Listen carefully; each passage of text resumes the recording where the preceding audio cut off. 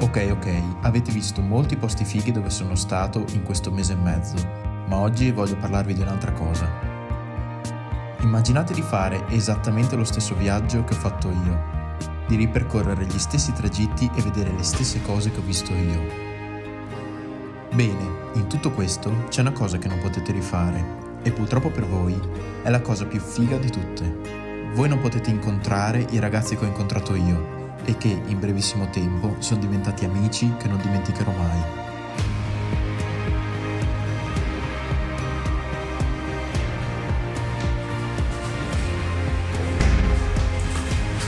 Sono tornato! Innanzitutto spero che gli altri video vi siano piaciuti. Vi lascio il link qui sotto in descrizione se ancora non li avete visti.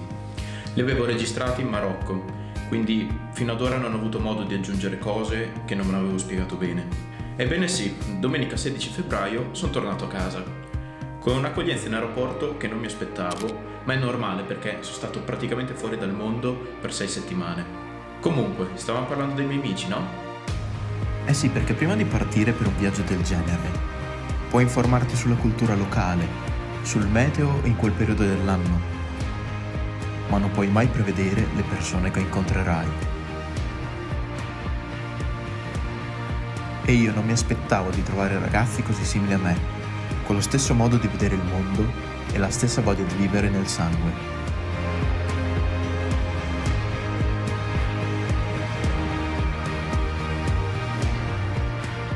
Come ad esempio, quella volta che io e Maurizio, il mio compagno di stanza, eravamo annoiati e non sapevamo cosa fare e quindi ci siamo iscritti a caso ad un corso di pop e siamo andati a provarlo. È stato super imbarazzante, io ero duro come un pezzo di legno, ma non ci fregava niente perché da lì a una settimana non avremo mai più rivisto quelle persone. Oppure, dovete sapere che nella zona più ricca di Casablanca ci sono 2 grattacieli chiamati Twin Towers, guarda caso, che ospitano un hotel e degli uffici, ma all'ultimo piano di uno di questi c'è un bar aperto tutti, dal quale si può vedere quasi tutta la città. E siccome tutti ci dicevano che almeno una volta dovevamo andarci, un pomeriggio decidiamo di andare. Il problema è che, una volta saliti all'ultimo piano, scopriamo che qualsiasi cosa in quel bar costa tantissimo, tipo 13 euro per uno spritz. E considerate che con 13 euro a Casablanca ci vado fuori a cena 2 volte. Quindi amareggiati decidiamo di tornare giù, quando Yasmin scopre che dal bagno degli handicappati c'è una vetrata con una vista della Madonna. E quindi ci siamo chiusi in 4 dentro al bagno degli handicappati e abbiamo potuto goderci la vista e fare le nostre foto gratis. Questo è il calendario delle proiezioni del Cinema Rif di Tanger, la città più a nord del Marocco. Come è arrivato fin qui?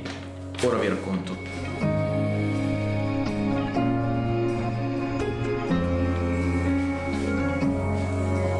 Era l'ultima settimana di progetto.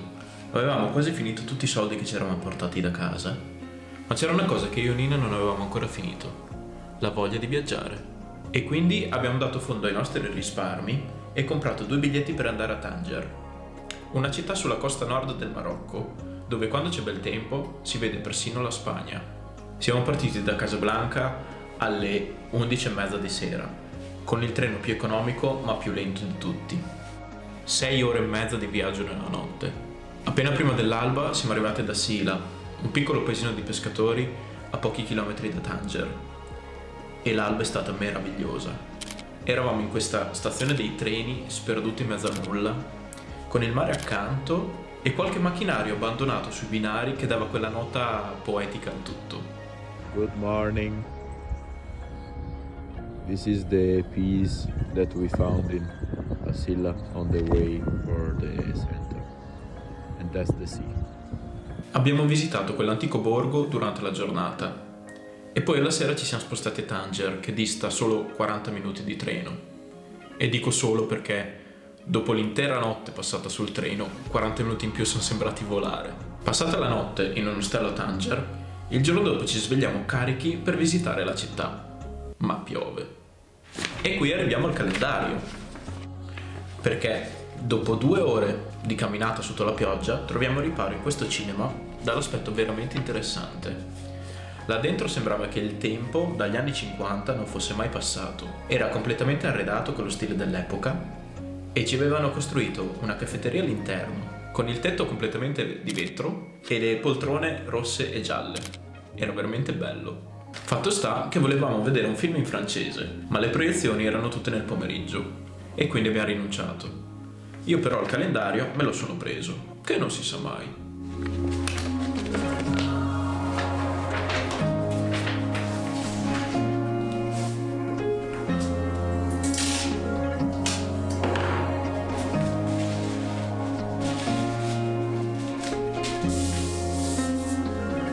Ecco, in mezzo a tutti gli altri cimeli di viaggio, magari un giorno vi racconto la loro storia. Ora, vediamo se avete visto tutti gli altri video, perché per la storia che vi sto per raccontare dovete conoscere un paio di cose. Primo, ve la ricordate questa foto? È impossibile che ve la ricordiate, perché tra tutte le foto che vi ho fatto vedere nel secondo episodio, questa non c'è. Ma torniamo al video. L'avevo scattata durante il Global Village, la seconda settimana qui a Casablanca. E secondo, ve la ricordate questa ragazza? Lei si chiama Gabriela. Bene, qualche giorno dopo il Global Village avevo postato il ritratto di questo signore su Instagram e guarda caso questo signore era l'host father di Gabriela e quindi le ha chiesto il mio numero di telefono per ringraziarmi della foto. Da allora siamo rimasti in contatto per tutte le settimane, quando un giorno, per puro caso, scopro che era il suo compleanno. Quindi gli scrivo per fargli gli auguri e lui risponde ringraziandomi e invita me e i miei amici a casa sua per cenare tutti insieme. E così io, Maurizio e Nina ci siamo trovati a casa di questa tipica famiglia marocchina, dal figlio di 20 anni al nonno 90enne che non parlava una parola di francese. È stata una bellissima sorpresa. Fino ad allora il Marocco non mi era sembrato un paese molto ospitale e quindi una cosa del genere proprio non me l'aspettavo. E inoltre ho potuto conoscere alcune tradizioni marocchine che vengono tramandate da generazione in generazione, come ad esempio il fatto che non si può cominciare a mangiare finché la persona più anziana seduta al tavolo inizia a mangiare, dopodiché in ordine di età ognuno può cominciare il suo pasto. Il momento della partenza è stato un po' triste, Nina non riusciva a trattenere le lacrime. Io personalmente, ripensando alle parole di Ugo, la vedevo diversamente. Ugo, che aveva già vissuto altre esperienze di volontariato simili a questa, mi aveva detto che per lui questo non era mai un addio, perché in tutti i viaggi che faremo durante la nostra vita capiterà di incontrare di nuovo amici lontani. E quindi con queste idee in testa ho detto arrivederci ai miei amici. Goodbye, Maurice. Insomma, quando a inizio 2020 sono arrivato a Casablanca, ero solo e non avevano trovato nessuna host family per me. Ma posso garantirvi che quando ho lasciato quella città, 6 settimane dopo, una famiglia l'avevo trovata.